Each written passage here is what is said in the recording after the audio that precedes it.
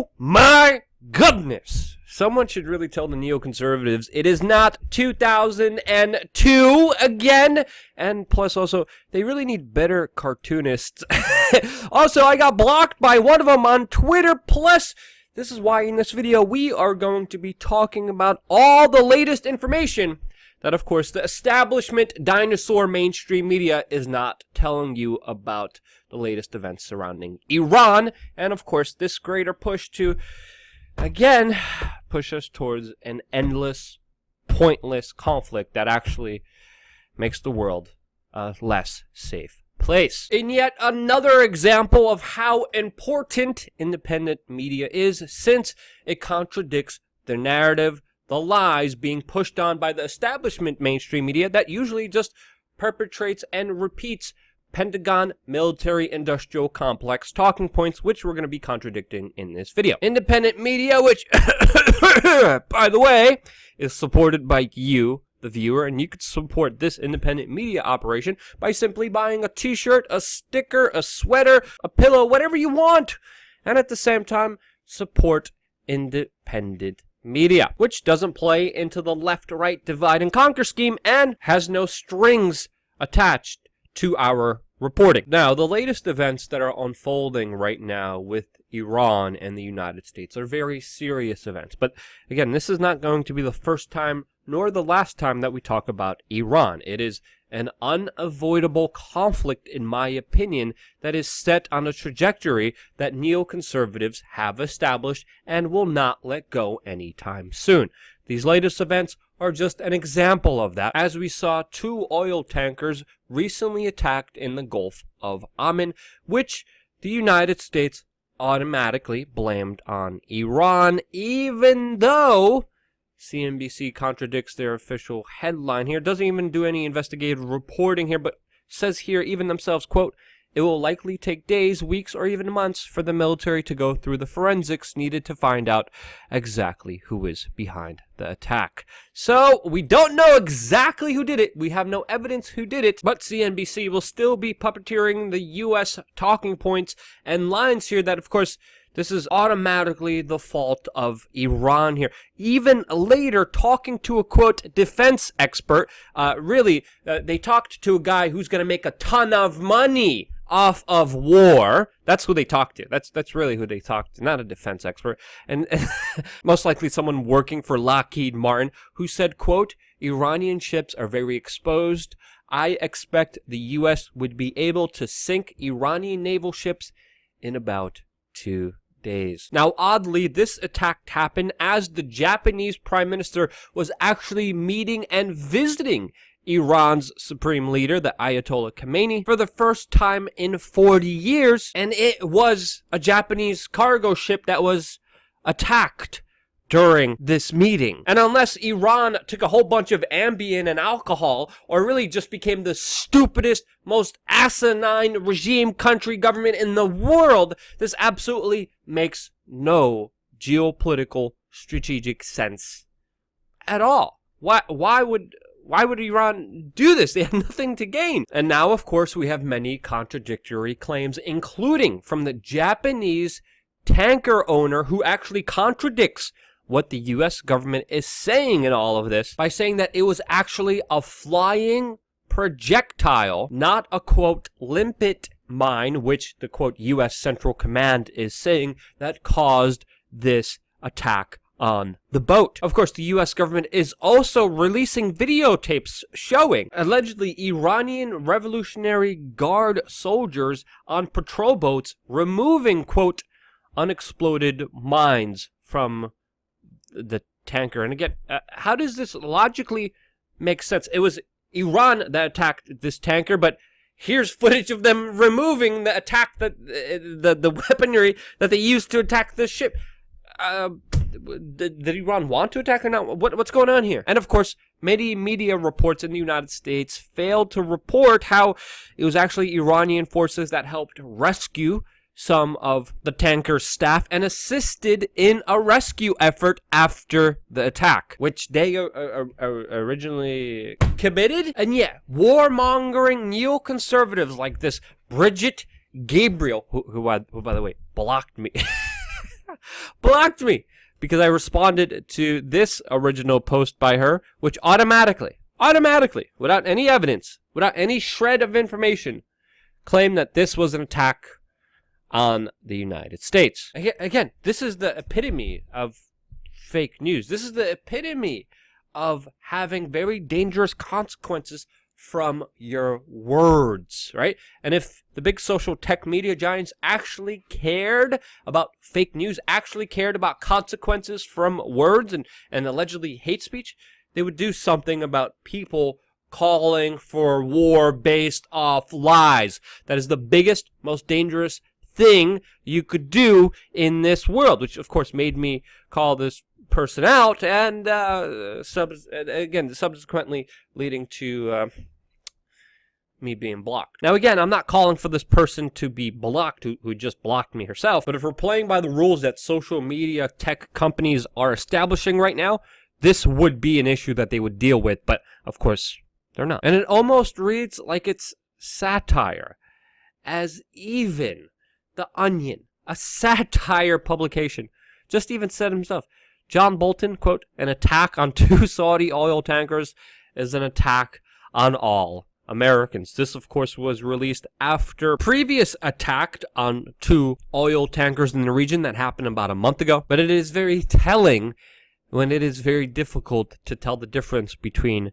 satire and actual news. Now, importantly, people need to understand that this has been building up, not just within the last few weeks, few months, but years now, with neoconservatives having their goals set on accomplishing this disastrous task of a conflict with Iran. We even saw U.S. Secretary of State, former CIA head Mike Pompeo, who is, of course, jumping at every opportunity he can and even going on Twitter right after the attack to, again, without any evidence, blame Iran. That same Secretary of State was literally touring many important countries, specifically in Europe, to talk about Iran, not only with Switzerland, but specifically even at the Bilderberg meeting, which of course Iran was a subject that they discussed. All of this as the rhetoric has been heating up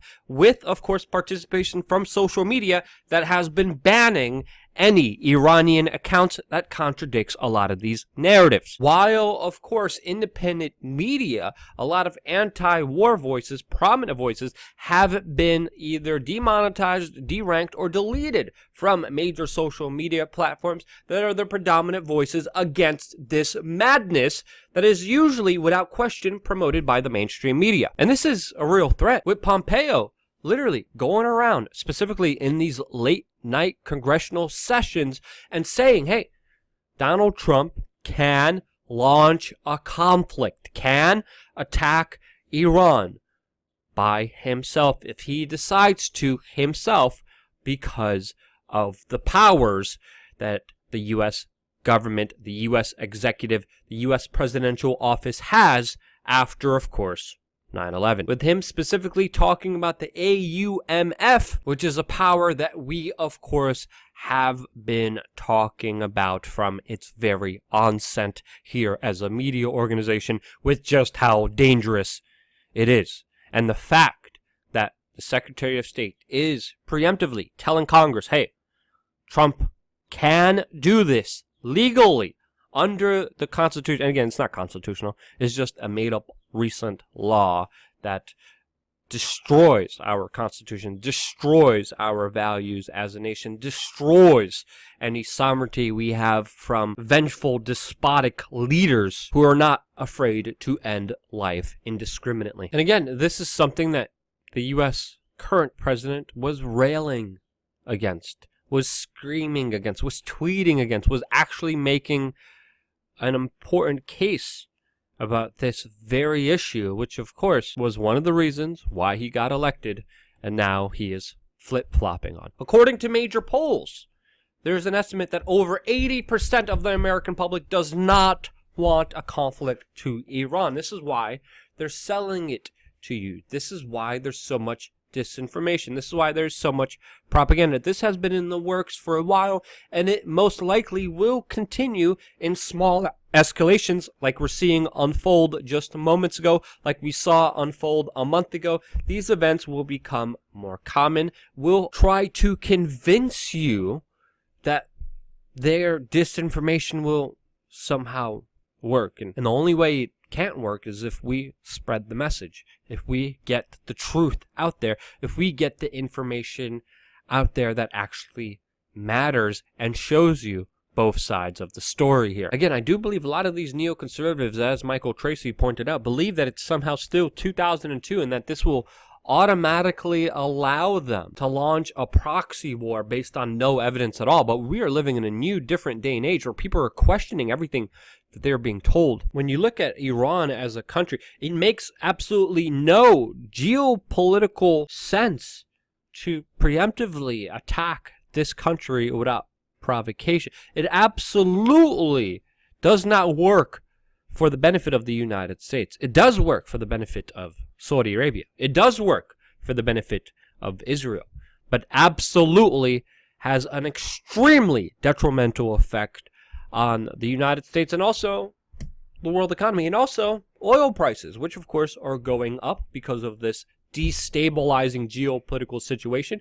And Trump here is not a peace neck. He's not following up on his campaign promises. He is the one that has been leading a lot of the aggressive rhetoric and actions against Iran, including getting out of the Iran nuclear deal. And again, this is when I know that the Trump administration is not genuine in their policy, because essentially the Iran nuclear deal is a similar deal that the United States right now is trying to accomplish with North Korea. So if they want North Korea to be under a very similar, almost identical deal like Iran was, why did Donald Trump pull out of the Iran nuclear deal that, according to many experts, Iran never violated and was actually working towards a favorable geopolitical situation in the region, which was actually stimulating the world economy because oil was a lot cheaper? And if you look at geopolitically, for the benefit of the United States, if you were thinking as an individual who was only considerate of the United States' interests, if you look at the bigger geopolitical picture, cheaper oil works towards the favor of the United States and works unfavorably towards, of course, many of the main competitors and foes of the United States. So just on its own clear merit, this is some bull shizzle. And again, these neocons know no bounds, as we saw previously before. Like the Washington Institute in 2012, which actually publicly argued about using a false flag attack in order to preemptively start a war with Iran, which is utterly insane and something to look out for in the near future. Question everything, especially mainstream media talking points perpetrated by the military-industrial complex, literal Pentagon, Lockheed Martin, people who make money off war selling you war. Question that, folks, and understand that this bigger, larger purge against alleged hate speech is really a war against controlling their narratives. And this is an important narrative. The military-industrial complex that the U.S. government, which is interconnected with these tech social media oligarchs, which is connected with, of course, these think tanks and these individuals like Henry Kissinger who work with their institutions, with the social media companies, are aggressively campaigning against. So understand, your support, you sharing these videos are more important than ever because of the algorithm won't. Your donations more important than ever because without you, I wouldn't be here. And this is why I end almost every single broadcast by saying, love you guys. Stay tuned for more here on WeAreChange.org.